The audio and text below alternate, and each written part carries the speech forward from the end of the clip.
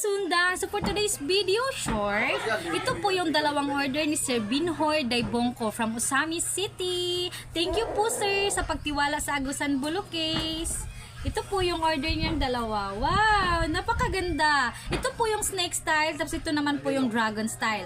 Ang snake style po mga kasundang ay bayong hardwood, tapos ito naman pong dragon style ay kamagong hardwood. Yan po yung mga style po natin mga kasundang, napakaganda, 'di ba? Kabilaan po ang carving yan. May carving po sa back. Tapos may carving sa right, sa front. Yan, may lagayan ng PC mga kasundang. Same lang po sila ng blade mga kasundang. Request ng ating isang customer lang po ito mga kasundang. Yan. Request ni Sir Binhor from Usami City. Thank you sir. Yan po yung blade mo. Wow, napakaganda mga kasundang. 14 inches blade length. So yun lang po, medyo makapal po yung blade niya oh.